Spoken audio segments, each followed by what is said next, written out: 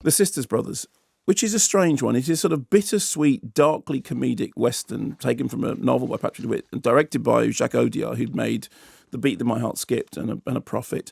And this won the Silver Lion at Venice and got, good reviews, but did not prove to be a hit with the public, which is not entirely surprising. So Joaquin Phoenix and John C. Reilly are the titular chalk and cheese brothers, and they work as hitmen for the Commodore, who sends them to go out and find and, we presume, dispose of a guy called Herman Warren, played by Riz Ahmed. Meanwhile, Jake Gyllenhaal's character, John Morris, also crosses paths with Herman Warren, and who seems to have some weird formula that everybody wants that will somehow make him rich through something to do with gold prospecting. And everyone ends up chasing each other, and everyone ends up double-crossing each other, whilst meanwhile the Sisters Brothers at the centre of it bicker. Here's a clip. What's wrong with you? Remember what happened last night? Yes? And? You remember that you hit me? I hit you? I hit you? Stop pretending and spare me the I don't remember routine. You hit me in public, Charlie. So as sure as you're looking at me right now, I'm leaving. No, wait. All right, what do you want? This is about slapping each other in public. After I slap you, you slap me back, we're even. So go ahead, hit me. Hit me.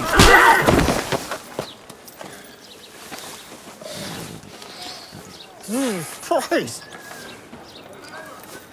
What is your goddamn problem?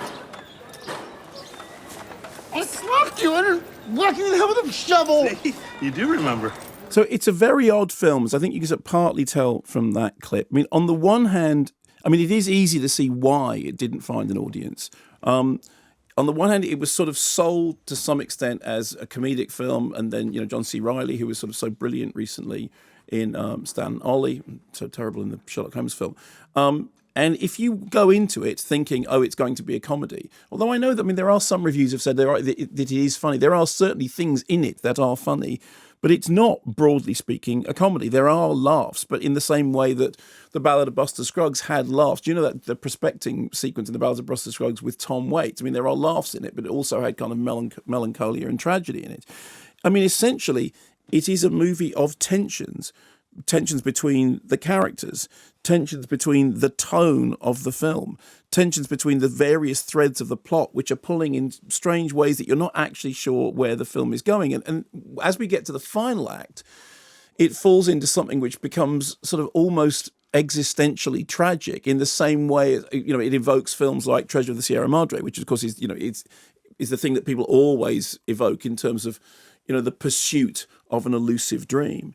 And I think the most surprising thing about it is that if it had been a very small independent movie, and had not been sort of particularly expensive, that would be one thing. As it is, and I was surprised to find this out, it cost $38 million. And consequently, when it opened, it didn't take anything like that. It took around about $10 million, and it's kind of not surprising because it's like the level of production is above what kind of film it is. At its heart, it's a really odd, quirky little independent movie with a very sort of strange, shape-shifting centre. That it's dark but it's light, it's funny but it's tragic, and that in a way that's kind of right down to the title, The Sisters Brothers, the fact that they are these two sides of the coin, but they are chalk and cheese, that everything about the film is about that tension between dirt and gold, between success and failure, life and death. All those things are going on in it, but that's not the kind of film that you make at that sort of budget. That's the kind of film that you make at a very little budget because it's a very odd. So although there is definitely stuff to admire in the film has texture and it has heft and weave, and there are, you feel the atmosphere of the locations, but it's also just very peculiar and strange and occasionally touching and melancholic, occasionally a bit annoying and self-indulgent, but just far, far too odd to have become the mainstream hit that it would need to have become to justify the size of its production.